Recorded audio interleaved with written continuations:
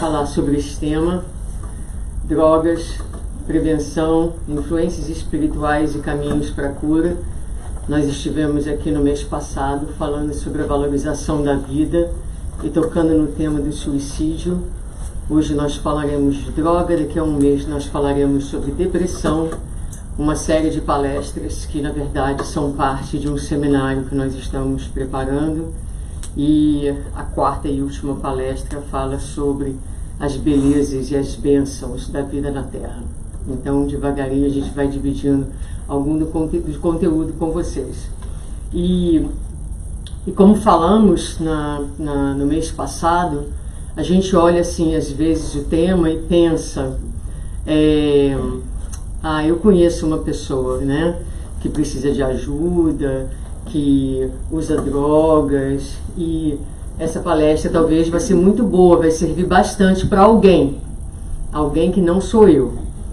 Mas, na verdade, a gente convida cada um de vocês a escutarem com o ouvido de quem se reconhece um espírito frágil, profundamente necessitado, acima de tudo, da terapia do Evangelho, para nos ajudar a caminharmos pela vida de forma mais sóbria e mais corajosa. Então, dentro desse contexto, a prevenção é para todos nós.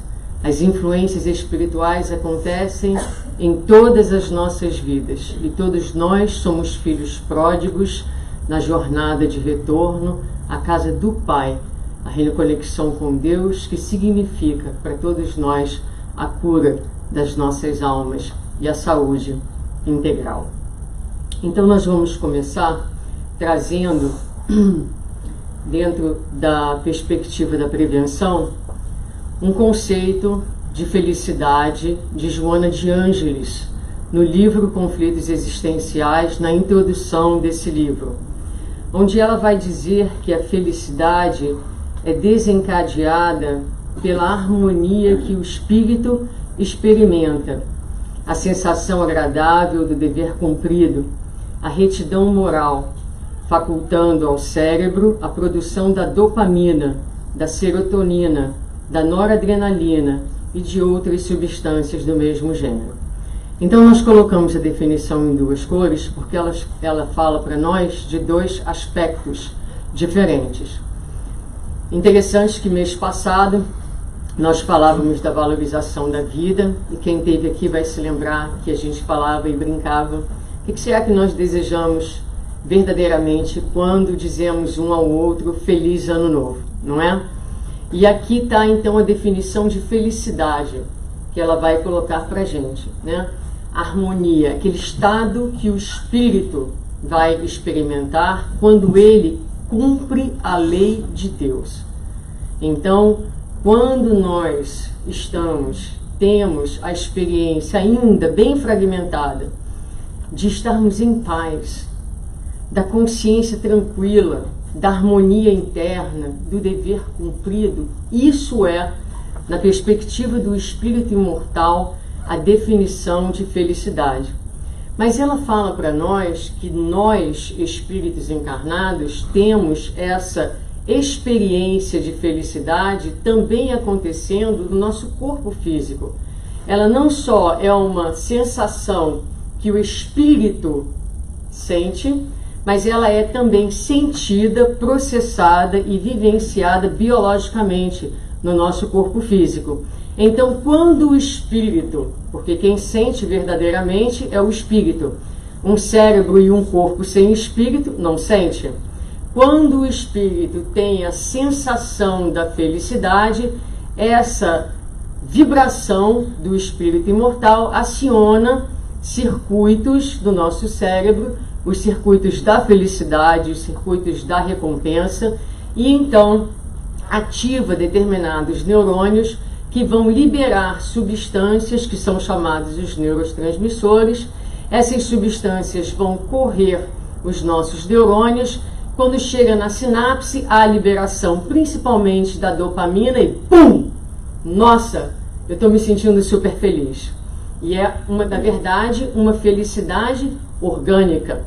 E nós vamos falar então um pouquinho disso. Então, aqui nós gostaríamos de ressaltar esses dois aspectos que ela coloca da felicidade. E ela vai continuar dizendo: experiências cuidadosas com tomografia computadorizada apresentam áreas cerebrais onde se situam a felicidade e a infelicidade, resultado das emoções e dos fenômenos físicos produzidos pela dopamina e outras substâncias, confirmando a tese de natureza orgânica. Então, a tomografia computadorizada mostra exatamente isso, né? O acesso à iluminação, às cores que o cérebro, de áreas específicas do cérebro, quando a criatura tem essa experiência de felicidade. E o cérebro humano, assim, tem produzido, no transcorrer dos tempos, né, feitos maravilhosos na área da ciência, na área das artes, na área da tecnologia. O nosso pensamento, ele tem efetuado o progresso da nossa humanidade. Mas o cérebro, para além do pensamento, ele também é responsável por algumas funções bastante básicas, não é? Então, por exemplo, o cérebro que nos coloca para dormir. É no cérebro que os nossos sonhos se registram. É no cérebro que as nossas sensações mais básicas, como a visão, como o tato, como a audição, são decodificadas. E é no cérebro também que a área do prazer, ela tem o seu circuito, ela tem o seu circuito, né? Tem a sua localização.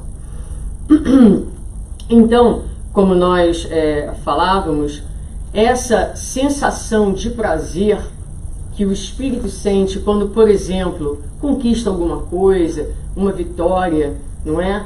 Ou muitas vezes nas sensações mesmo de prazer, na sensação de um êxtase sexual, na sensação de uma comida deliciosa.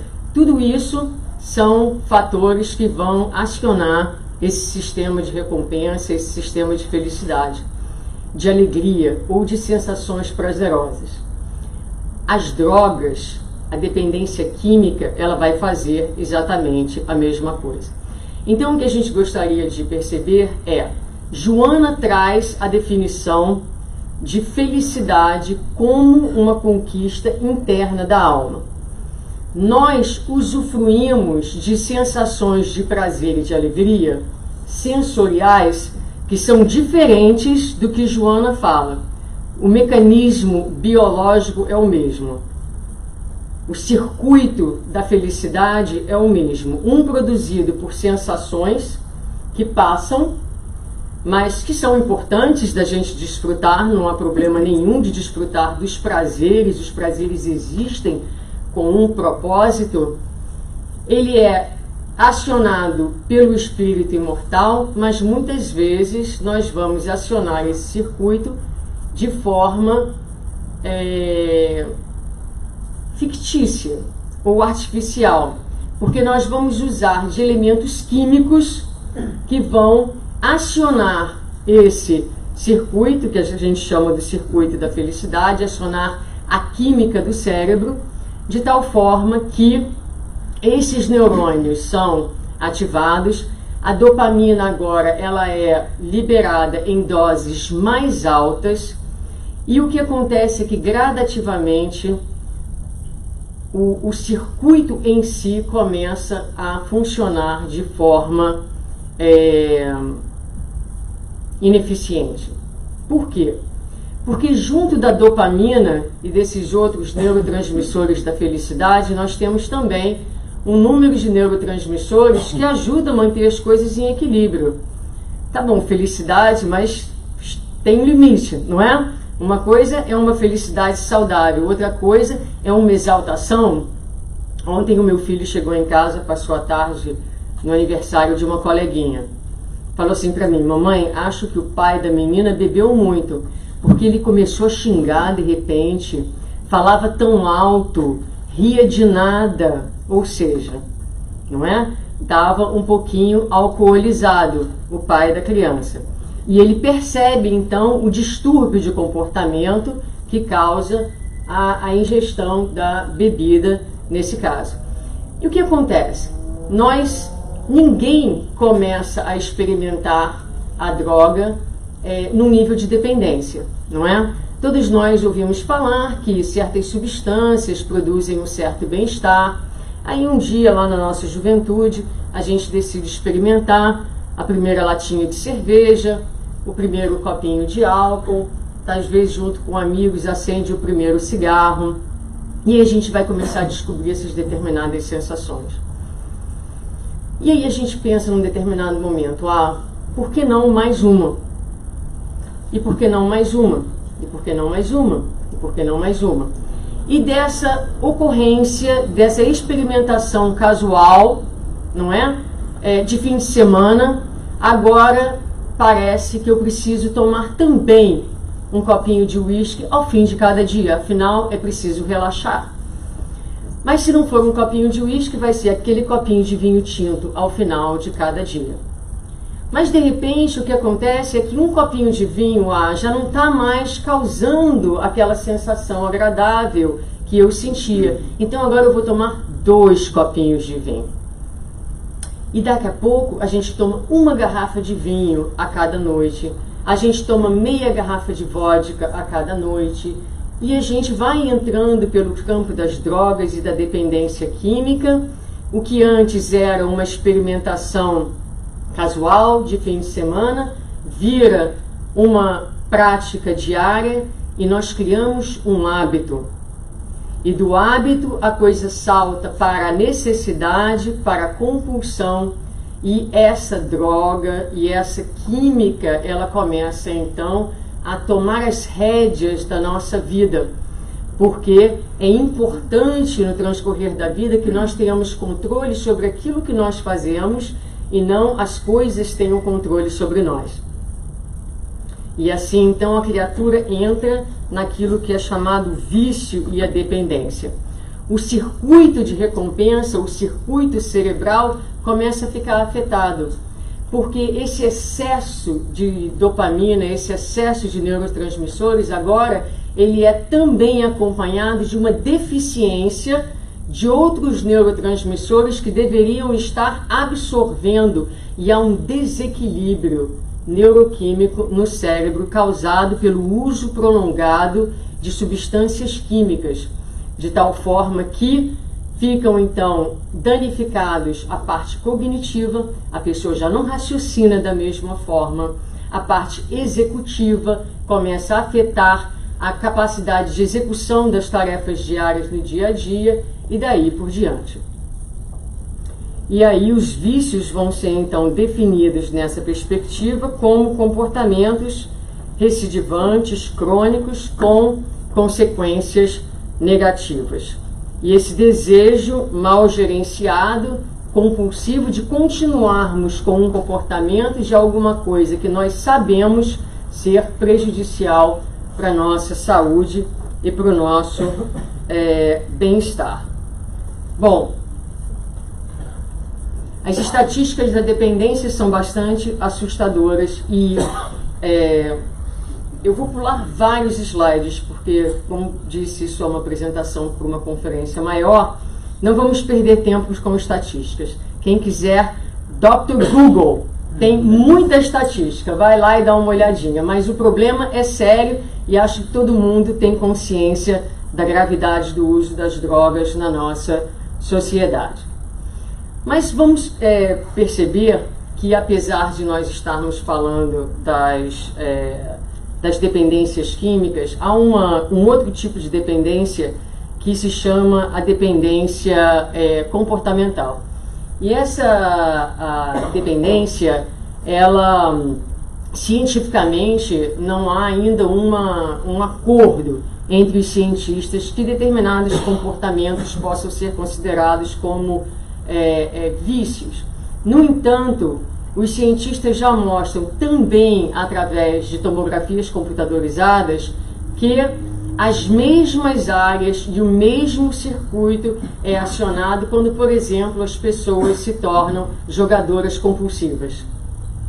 seja nas casas de jogos, seja no joguinho do telefone, seja no uso das redes sociais como o Facebook. Já há pesquisas que mostram também que cada vez que nós acionamos o Facebook, há liberação de dopamina no cérebro.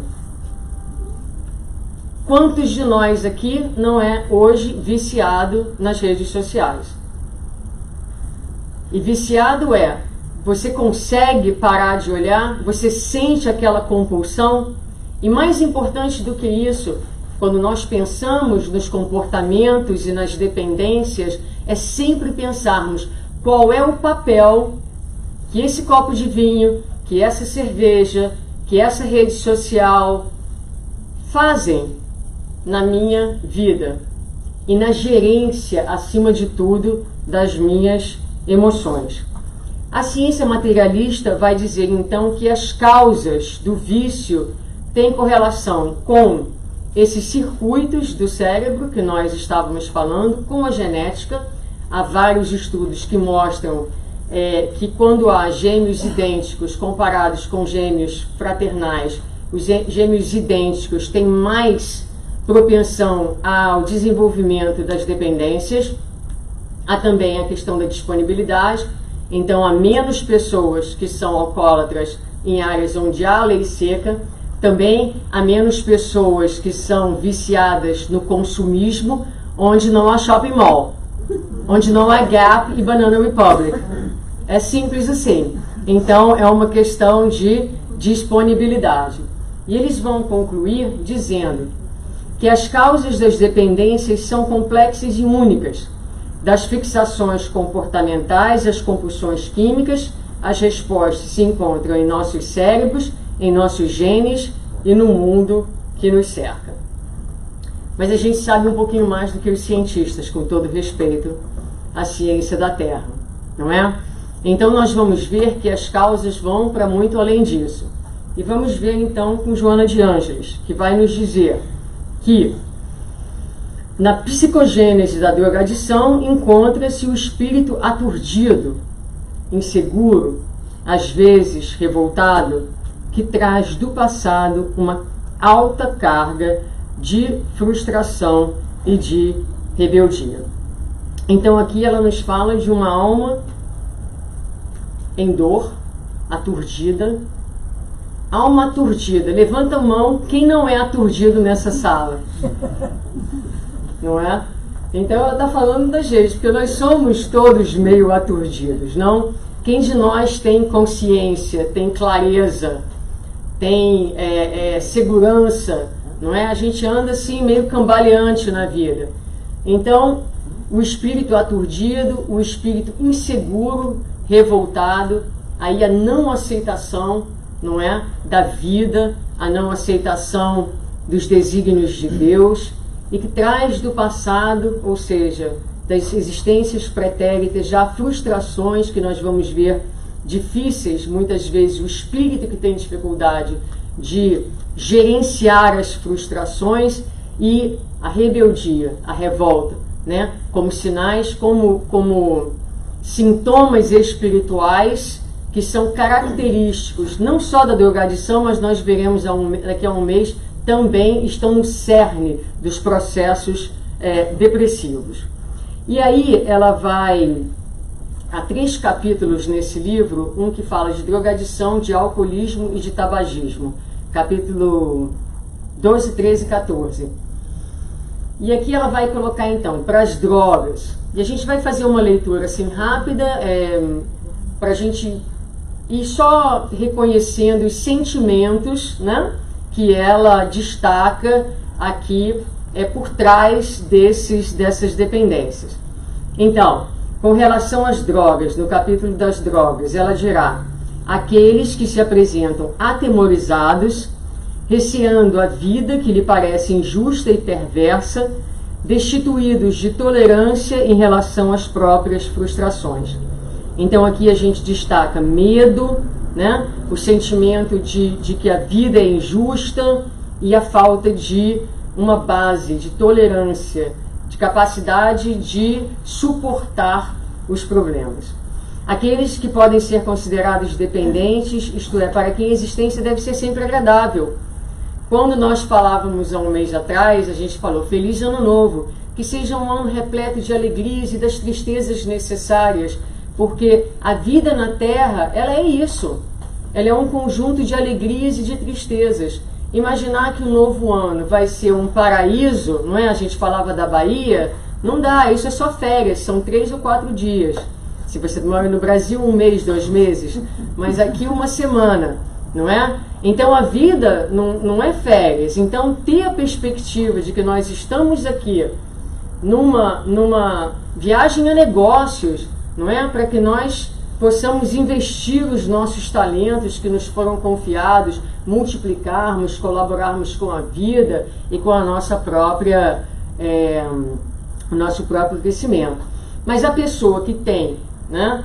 A pessoa que vive olhando as redes sociais e achando que aquilo tudo é verdade, que as pessoas vivem daquela forma, porque 90% das redes sociais é todo mundo alegre. As pessoas estão na praia se matando, para de se matar, tira um selfie e põe no Facebook. Aí o mundo inteiro acha que estavam umas férias espetaculares. E não é verdade, não é? E aí a gente acha que a nossa vida é a única vida que é miserável e que todo mundo está tendo uma vida maravilhosa e a gente deprime, não é? Então a vida não vai ser sempre agradável e compensadora. Então essas pessoas buscam na droga química, seja qual for, uma fuga da realidade. Em face da sua junção aflitiva, deve ser negada ou apagada a qualquer preço. Ou seja, qualquer aflição, qualquer dificuldade, qualquer luta deve ser apagada, deve ser eliminada, e a pessoa então vai buscar formas artificiais de gerar o prazer, de acionar os circuitos de recompensa, não é? Criando uma felicidade ilusória, porque de momento ela vai passar, ela vai acabar e a criatura vai se ver de novo com os seus conflitos. Assim a gente faz com as férias. Vou tirar as férias para resolver tudo e volta, não é? Para os mesmos problemas, porque os problemas estão onde? Dentro dela. E se a gente vai de férias, a gente não vai de férias para resolver problemas, a gente vai de férias para esquecer dos problemas, é ou não é? Então a gente volta exatamente como foi, cheio de problema por dentro, cheio de problema para lidar. No tabagismo, ela vai dizer que as causas são a timidez, o medo, o complexo de inferioridade, a insegurança, a baixa estima pessoal, a ansiedade, a necessidade da criatura, do jovem particularmente, de se afirmar em um grupo, de ser aceito e de se associar ao cigarro uma ideia falsa de independência e poder, não é? Então os vícios, né, as drogas, muitas vezes, a pessoa que se sente muito sozinha, na hora que ela acende o cigarro, é como se ela estivesse na companhia de alguém. E tá, do cigarro. Ela se sente acompanhada. Também se você estiver sozinho e você pegar um copo de vinho, parece que você está acompanhado também, não é? Então ajuda a lidar com a insegurança, com as ansiedades, não é? Com o estresse, e a gente vai então se utilizando desses artifícios. Nós não estamos fazendo nenhuma apologia a não usar, cada um que sabe de si, e o mundo, como a gente falou, tem os seus prazeres que são para ser desfrutados. A questão não é essa, a questão é como nós estamos usando, para que nós estamos usando e que papel esses recursos externos estão tendo na nossa existência. No álcool, a ansiedade como fator preponderante, porque o álcool acalma, não é? Pela ilusão de calma que ele proporciona, a produção da alegria que não corresponde à verdade. Então era o pai da menina ontem, muito alegre, não é? Mas é uma alegria que não corresponde à verdade. É uma falsa alegria, como é uma falsa calma, como é uma falsa euforia, que a gente vai se utilizando para lidar com os vazios e com todos esses sentimentos que Joana aponta para nós. Muito bem. Então, quando nós olhamos para todos esses sentimentos e a gente busca o denominador comum entre todos eles, a gente pode dizer que todos nós sofremos de um adoecimento primário, que é sempre o nosso afastamento de Deus, não é? Então, na base de trás de todos esses sentimentos que ela coloca está o adoecimento primário do homem, que é a desconexão de Deus. E quando nós, então, nos desconectamos de Deus, o que acontece é que nós perdemos a referência maior da nossa vida. E agora nós passamos a nos autorreferenciar. Então nós perdemos todo o sentido do que seja a vida. Nós estamos desconectados do sentido maior da vida, nós estamos desconectados da fonte, da referência, e agora, quem é a referência? Eu sou referência, não é? Mas que tipo de referência que eu posso ser? E se não sou eu, é alguém do meu convívio. Mas são referências que serão sempre deturpadas pela nossa inconsciência, pela nossa inferioridade. É como se uma criança, se você desse autonomia a uma criança de 5 anos e dissesse para ela: você não precisa mais de mamãe e papai, você agora é a autorreferência, você se educa. Então a criança vai querer todos os dias fazer uma bagunça dentro de casa, porque essa é a referência de felicidade dela. Se o adolescente também perde a referência dos pais, então a vida dele vai ser uma grande festa, porque na adolescência nós queremos festejar a vida, não é?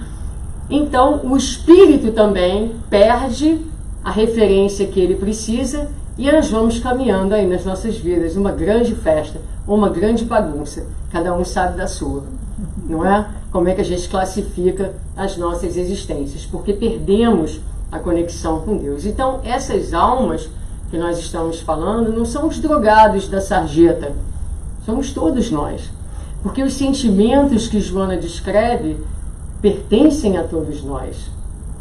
Porque os vícios de comportamento hoje, eles são parte integrante da nossa sociedade.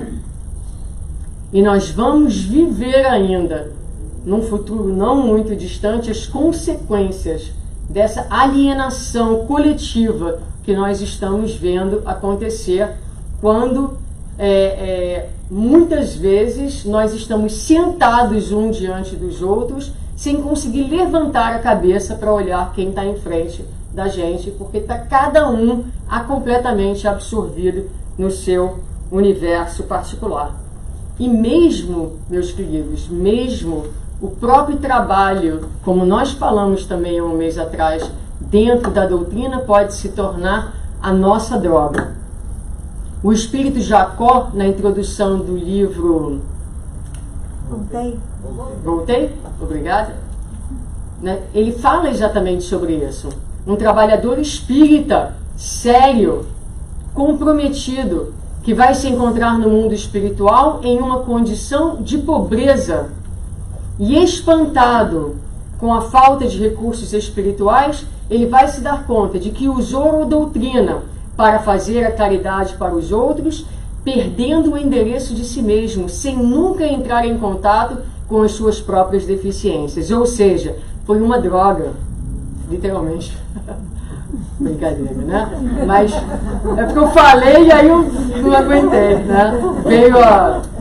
Então, uma droga no sentido, né, de ter criado o que as drogas fazem, que é a ilusão de estar se fazendo, se conquistando alguma coisa, quando verdadeiramente aquilo não é o que a pessoa almeja de verdade, não é? Então, vamos ver que as drogas, esses comportamentos, não só eles não resolvem, como eles criam maiores dificuldades para nós. E Joana de Ângeles vai continuar então dizendo que, iniciado o uso de qualquer substância química tóxica, após a euforia mentirosa e a queda na angústia pela falta do estímulo artificial, muitas vezes o paciente experimenta mal-estar compreensivo. E nós escutamos uma palestra, a referência está no final, do Dr. Roberto, presidente da AME de Minas Gerais, onde ele tem uma expressão muito feliz, porque ele diz então que dentro do uso da droga, a pessoa busca, na verdade, a droga, o uso da droga ou das dependências é um sintoma, né? A gente não cura o uso da droga. O uso da droga é um sintoma de alguém que está buscando ser feliz, como todos nós. Só que pegou os caminhos transviados. Mas é uma alma doente, de uma doença interna. E essa alma, dentro da sua ilusão, ela busca o uso da substância, que vai fazer com que ela se sinta temporariamente melhor. O efeito da substância acaba e ela então se encontra agora com um vazio ainda maior. Me vem à mente a ideia de um buraco. Quando passa o uso da droga, é como se esse buraco, como se a erosão, como se fosse havendo uma erosão e ele fosse se aprofundando cada vez mais, não é? E a pessoa precisa cada vez mais do estímulo. Mas não é que ela precise de uma dose cada vez maior, é que o buraco dentro dela vai ficando cada vez maior. Então há uma correlação entre o aumento, a necessidade de mais e mais, porque na ilusão de querer tapar uma infelicidade interna, não é? Ela vai usar de recursos externos que não só criam a ideia, a ilusão de uma felicidade, mas vão aumentando ainda mais o buraco interno e roubando da pessoa a possibilidade de uma resolução real das suas questões. E para além disso, para complicar um pouquinho mais a nível espiritual, não é? Voltando às causas, nós vamos ver com Joana, com relação aos hábitos, que não poucos viciados renitentes são vítimas do mesmo hábito que mantiveram em existência anterior, na qual mergulharam em abismo profundo e retornaram com as marcas da dependência que os consome, avançando para expiações mais graves no futuro. O que Joana vai nos dizer é que muitos dos indivíduos que entram nas viciações químicas já viveram um processo no passado e trazem a memória e trazem a tendência e estão mais expostos a reincidirem nos mesmos padrões.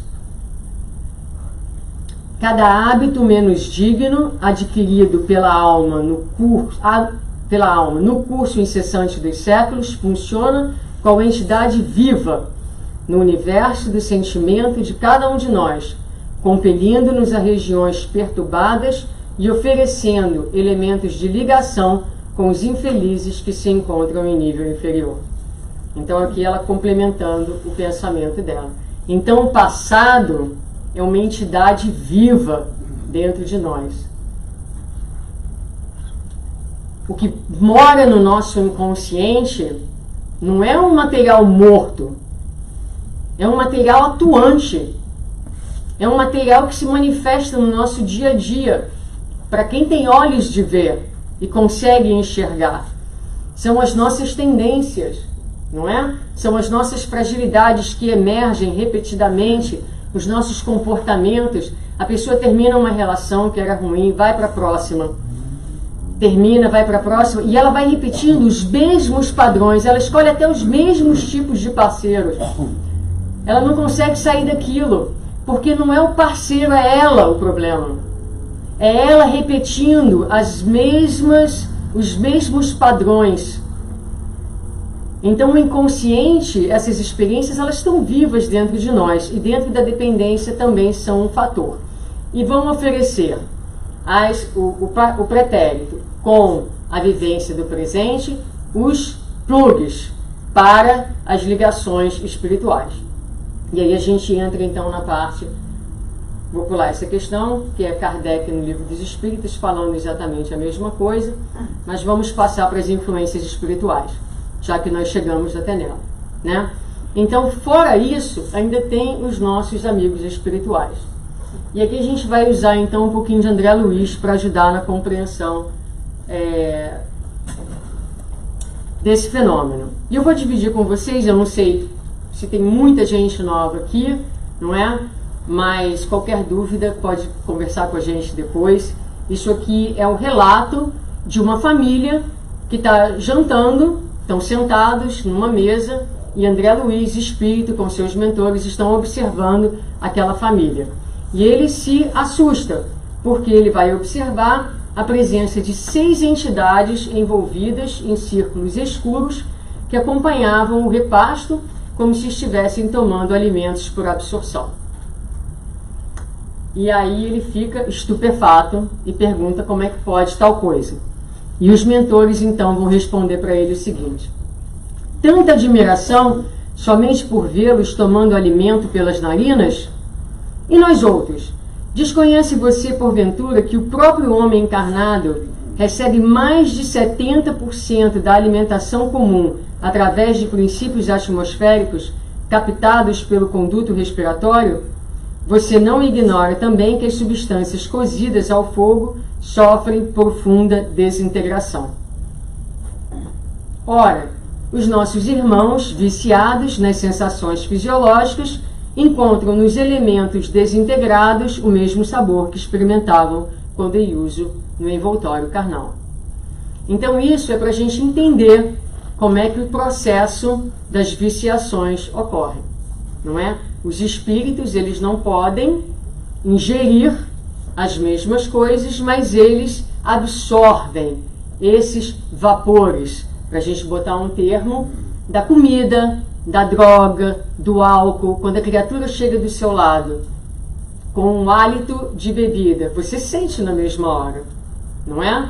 Aquele cheiro forte, aquele odor forte. Você sente muitas vezes, tem uma certa náusea, mas o espírito que está desejoso do álcool, ele vai ingerir aquele odor, e aquele odor vai reproduzir nele a sensação correspondente do prazer que ele sentia quando encarnado, quando dependente de tomar aquela determinada bebida. Então esse é o princípio. E aí a obra de André Luiz tem vários casos, mas eu trouxe um para a gente hoje à noite que eu acho bastante importante. É um caso de sugestão. Então esse caso aqui está no livro Missionários da Luz, e esse caso aqui agora já vem aí a referência. O caso Cláudio Nogueira. Esse caso é interessante porque há um outro caso que a gente vai citar aqui, que é um caso de uma obsessão mais forte. Esse caso é uma sugestão. Então, para aqueles que não são drogados, não é? Mas que gostam aí de tomar uma bebidinha aqui e acolá, não é? Não estou dizendo que isso sempre acontece, quem sou eu para dizer qualquer coisa, mas isso são quadros que acontecem. Então vamos ver. Um dos desencarnados infelizes se aproxima de Cláudio e grita: quero beber, quero beber. A voz escarnecedora nos agredia a sensibilidade auditiva. Este é André Luiz falando. Cláudio, porém, não lhe pescava o mínimo som, mantinha-se atento à leitura. Contudo, se não possuía tímpanos físicos para qualificar a petição, trazia na cabeça a caixa acústica da mente sintonizada com o apelante.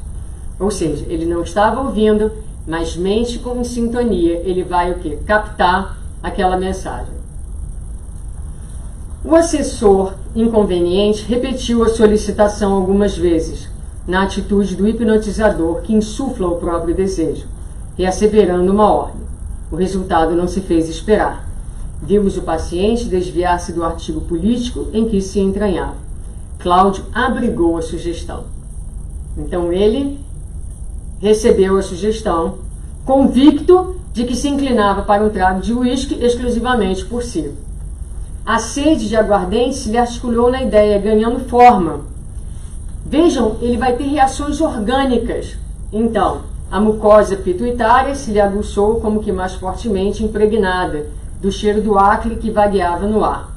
O texto continua falando de outras sensações fisiológicas que ele vai ter.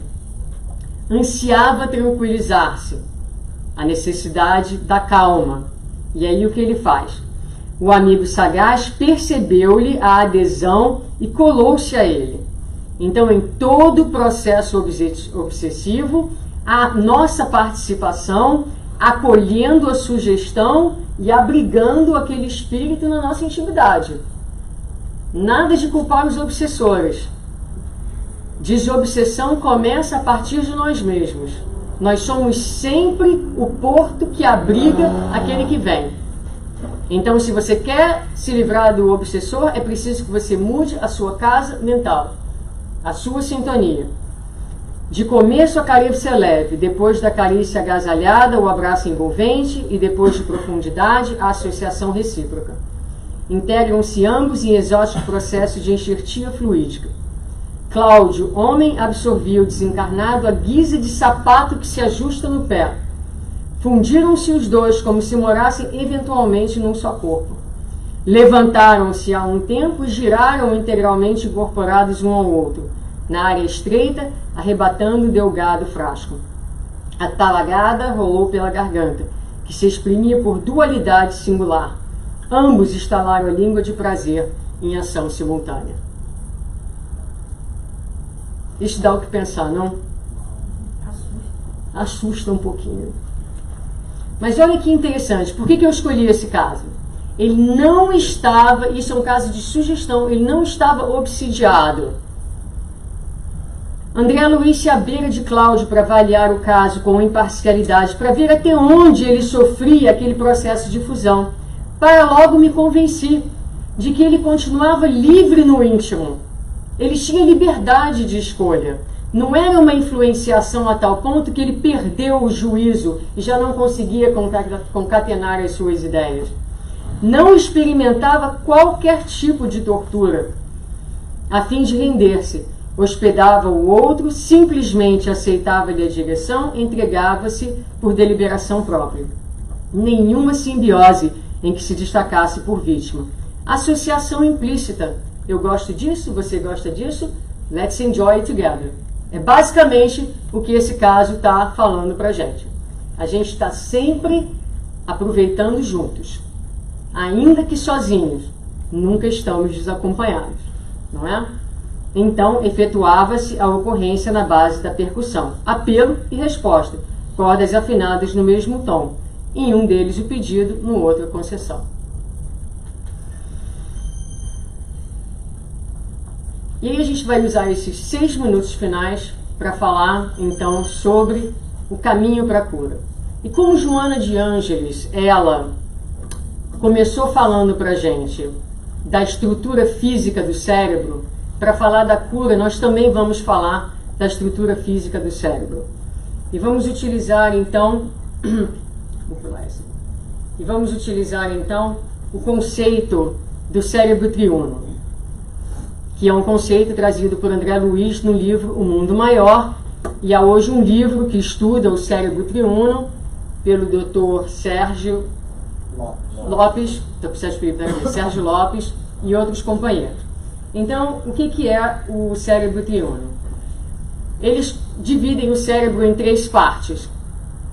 No porão, que é são as estruturas subcorticais, como a amígdala, como o tronco de base, eu não sei falar nada disso em português, onde se arquiva o nosso inconsciente, os impulsos automáticos, onde está o nosso passado, as nossas conquistas, mas também as nossas tendências e os nossos hábitos. Então nós vimos que na questão da drogadição, esse porão precisa ser limpo, não é? Precisa ser limpo. É preciso que nós saibamos quem nós somos de verdade. É preciso saber o que mora no nosso inconsciente.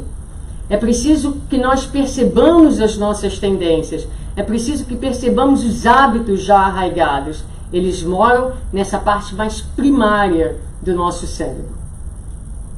Logo acima, no andar térreo, nós temos o córtex, que é a grande parte, a maior parte do cérebro, que é o ego. O ego é a nossa personalidade. Então, nesse andar, se no andar de baixo moram os impulsos automáticos, as tendências e os hábitos, desse andar do cérebro mora o esforço e a vontade. A senhora vontade e o senhor esforço. São um casal que moram nesse andar. Entende? E nós temos, então, que acionar esses compartimentos para que essas forças a favor da nossa recuperação. Então, aqui no presente são as nossas conquistas atuais. É o que nós estamos construindo nesse momento.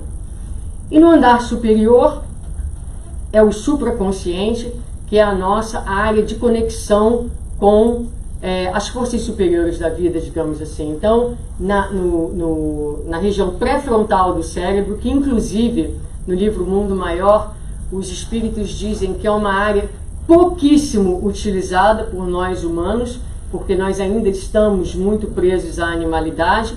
A maioria dos neurônios nessa área ainda estão silenciosos, porque eles têm a ver com a espiritualização e a moralização do homem.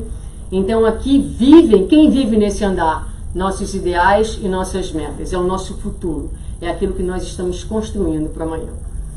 Então, para que nós possamos processar, né, dar andamento ao processo da cura, é preciso que nós atuemos em cada andar da casa. E eu trouxe para cada andar uma frase, então, para a gente se lembrar. Ah, não. Cadê minha frase? Cadê meu efeito? Ah, não. Eu sei quais são as frases. No primeiro andar da casa, a frase é: reconciliai-vos com o vosso adversário enquanto estáis a caminho. E por quê? Porque quando nós pensamos nisso, qual é o adversário que nós pensamos? Alguém que a gente não gosta lá fora, não é? Mas é preciso que a gente faça paz com a gente mesmo. Então é preciso que a gente se desculpe. É preciso que a gente se abrace. É preciso que a gente se perdoe. Reconcilia-te com o teu adversário. Olha para dentro de você mesmo sem se julgar, não é? Acolhe esse passado, não para viver nele, mas para que ele seja uma força que te impulsione para frente. Para que ele seja aquela força das experiências. Não deu certo, mas se não deu certo, pode dar certo agora, porque essa experiência que não deu certo é a experiência que vai me ensinar a fazer diferente. Então ela tem um valor, ela serviu, ela é parte da construção de quem eu estou me tornando. Então é preciso olhar para esse passado, para quem nós ainda somos, fazendo paz conosco mesmos. Porque se nós conseguirmos fazer isso, aí sim a gente faz paz com os outros também. No segundo andar, tudo me é lícito, mas nem tudo me convém. Então é quando nós chegamos no momento presente, fizemos paz com nós mesmos e agora nós vamos então acionar a nossa vontade, uma vontade esclarecida pelos princípios do Evangelho de Jesus, pelas referências. Nós vamos, através da casa superior, do andar superior, dizer para nós mesmos a cada dia, como falamos no mês passado, tudo posso naquele que me fortalece. Ou seja, reconhecer, reconectar com a força maior da vida, com o poder maior da vida, para que na casa superior a gente encontre o amparo, a reconexão com Deus. E utilizando desses valores nobres, desses valores do Evangelho redivivo, a gente possa então efetuar no presente, através do uso da nossa vontade e do nosso livre-arbítrio, guiado pelas nossas virtudes que começam a eclodir dentro de nós, fazermos então escolhas mais felizes para nós mesmos. Então é uma síntese, não é? Da cura através da limpeza da casa que a gente chama o cérebro, né? Proporcionando, enchendo essa casa de flores, de adornos, mas que não são mais os adornos da ilusão, mas que são os adornos daquela consciência feliz, tranquila, em paz, que chega ao fim do dia e diz para si mesmo: Aquele que faz o que pode, merece o salário da paz. Me permitam terminar. Eu tô indo pra frente. Ai, gente! Teste de memória. Com Joana. Nessa época de transtornos de vária denominação, a terapia do Evangelho é a mais valiosa, sem qualquer demérito para as demais, por facultar alegria interior, esperança de plenitude e diretriz para a autoiluminação. Então, para qualquer problema da nossa vida, seja droga, seja dependência, seja as nossas inúmeras fragilidades, Evangelho, Evangelho e Evangelho. Muita paz. Obrigado. Vou deixar as referências para quem quiser estudar um pouquinho mais. A obra de André Luiz e de Joana de Ângeles.